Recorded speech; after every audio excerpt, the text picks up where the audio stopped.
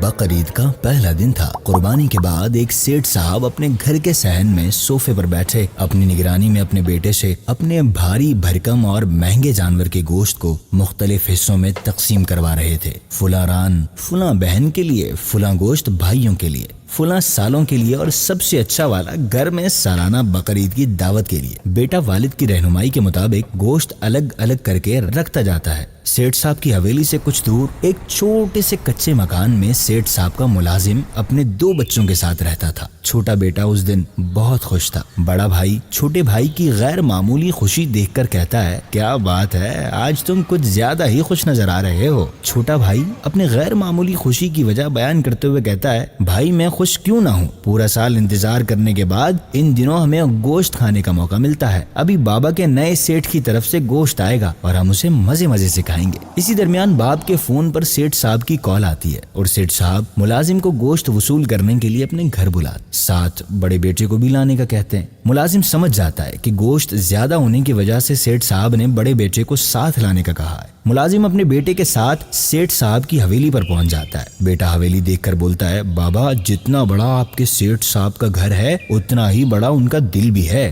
سیٹھ صاحب بڑے اچھے انداز سے ان کا استقبال کرتے ہیں اور گوشت سے بھری 2 بھاری بھاری تھیلیاں ان کے ہاتھوں میں تھما دیتے ہیں۔ باپ بیٹے شکریہ کے ساتھ وہاں سے روانہ ہونے لگتے ہیں۔ سیٹھ صاحب پیچھے سے آواز دیتے ہیں اور کہتے ہیں، مجھے اور میرے گھر والوں کو اپنی دعاؤں میں یاد رکھنا۔ ملازم شکریہ ادا کرتے ہوئے بیٹے کے ساتھ وہاں سے روانہ ہو جاتا ہے، اپنے گھر پر پہنچتا ہے۔ گھر میں داخل ہوتے ہی چھوٹا بیٹا باپ سے کہتا ہے، بابا آپ کے سیٹھ تو بڑے دل والے ہیں، 2 تھیلیاں دے دی۔ ہاں بیٹا، ان کا دل بہت بڑا ہے، اور جب تم گوشت کھاؤ تو ان کے اور ان کے گھر والوں کے لیے خوب دعائیں کرنا۔ بڑا بیٹا گوشت کی تھیلی کھول کر اس میں دیکھنے لگ جاتا ہے۔ تھیلی میں دیکھتے ہی بڑے بیٹے کا منہ اتر جاتا ہے اور وہ مایوس ہو جاتا ہے۔ باپ اس کا مایوس چہرہ دیکھ کر کہتا ہے، بیٹا کیا ہوا، منہ کیوں اتر گیا؟ بیٹا گوشت کی تھیلی باپ کے سامنے کر دیتا۔ تھیلی میں دیکھنے پر باپ کو اس تھیلی میں صرف ہڈیاں نظر آتی ہیں۔ باپ بڑے بیٹے سے کہتا ہے، بیٹا دوسری تھیلی میں دیکھو، کیا پتا اس میں صاف گوشت ہو۔ بیٹا ایک نئی امید کے ساتھ باپ کے ہاتھ سے تھیلی لے کر اس میں دیکھتا ہے تو اس میں چربی ہوتی ہے۔ چھوٹا بیٹا